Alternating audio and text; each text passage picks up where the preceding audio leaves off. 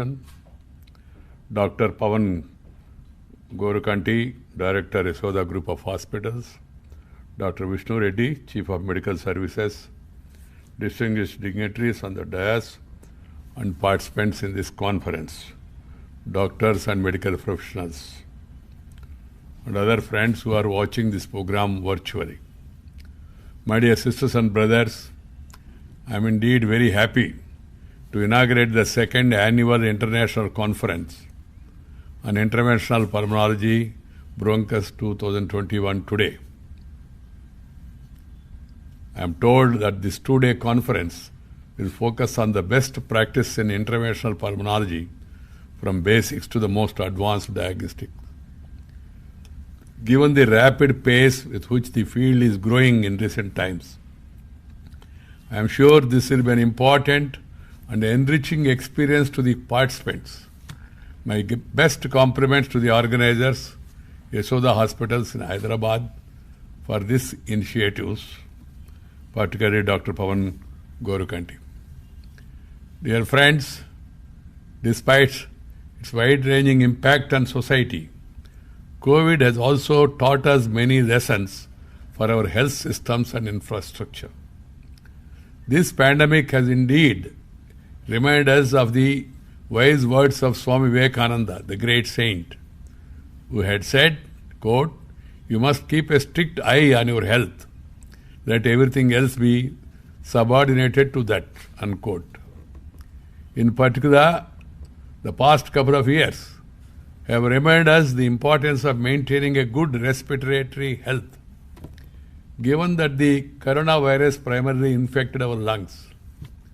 My deepest regards to all pulmonologists and other doctors for stepping up and rendering their service to humanity at its most critical time.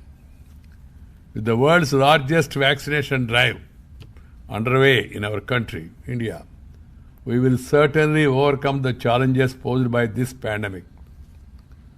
The hard work, dedication, and sacrifice of our frontline COVID warriors have enabled India to effectively tackle the pandemic. I salute them for working relentlessly to save others' lives by risking their own. My dear sisters and brothers, the pandemic gave a timely reminder that the quality of air we breathe also determines our health and well-being, especially in indoor spaces. This has highlighted the importance of having air circulation.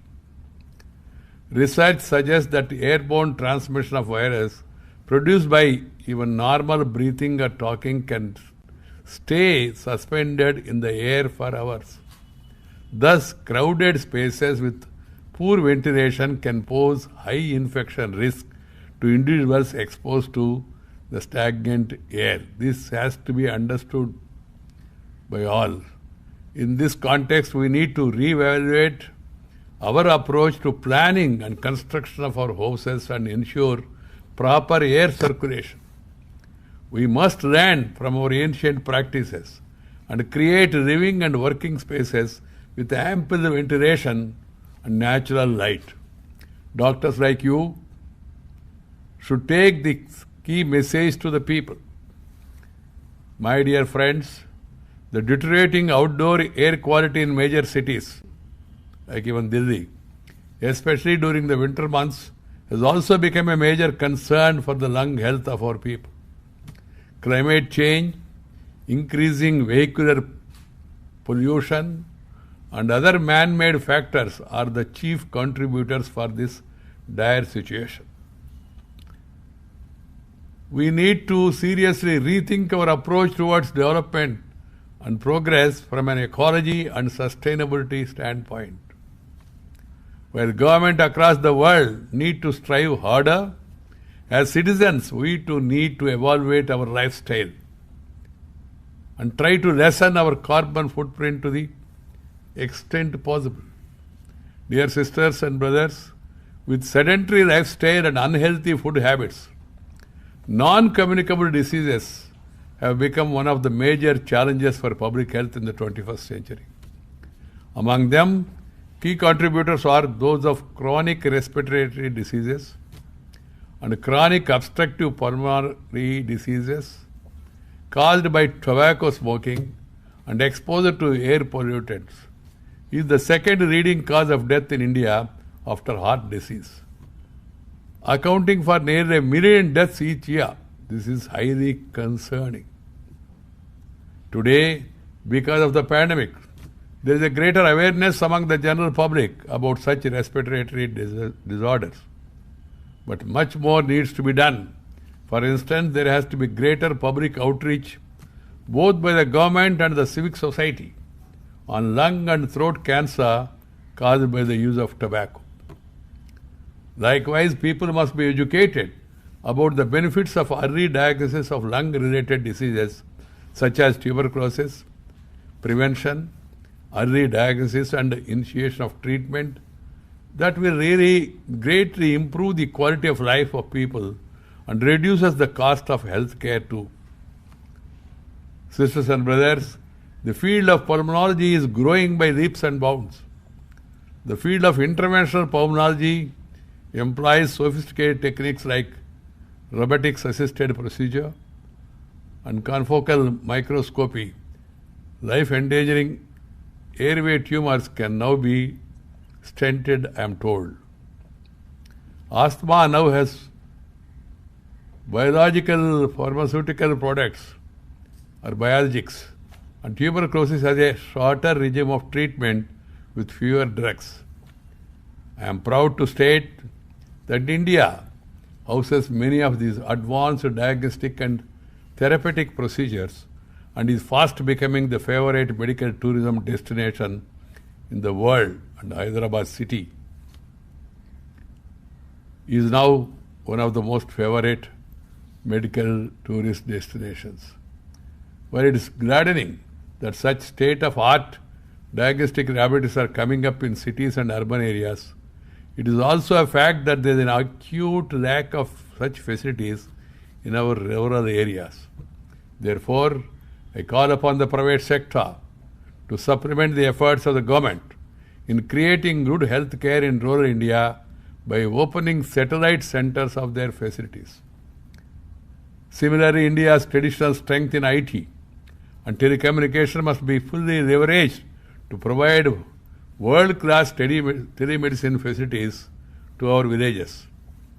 The high level of out-of-pocket expenditure on healthcare in India is another issue that needs to be addressed by all stakeholders.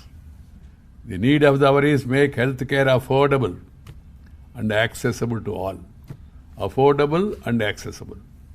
As the Niti Aayog, our planning body, report mentions instance of private hospitals using rampant and less than justified use of technology for diagnosis and also prescribing excessive and expensive medicines for treatment. This has to be taken care. My dear sisters and brothers, medical profession is one of the noblest professions. As a matter of fact, a doctor is highly respected, adored, admired, sometimes even equated to God in our society. I urge every member of the medical fraternity to always remain committed to Hippocrates' oath. It is also important for doctors to provide human touch and treat their patients with empathy, which is missing most of the time. In this end, I would say that the creation of medical infrastructure is important, but a sure way of leading healthy life is to adopt a healthy and disciplined lifestyle. I would like to call upon the youngsters to avoid sedentary habits, unhealthy diet, and undertake regular physical activity like yoga or cycling, walking, jogging, running, whatever you want to do, do some physical activity. If you are physically fit, you will be mentally alert. Once again, I am very happy to have inaugurated this conference. Many of these sessions provide great platform for new practitioners to learn the best and advanced practices from subject experts. Conferences like this will provide opportunities for interaction, question and answers, sharing better practices, learning from others' experience. So I wish you all a great learning experience that will be another step towards a better pulmonary health in India and the world, because we always believe in share and care. I finish by reciting the words of ancient Indian rishis. Om Sarve Bhavantu Sukhinaha, Sarve Santu Niramayaha. May all be happy. May no one suffer from illness. Namaskar. Thank you. Jai Hind.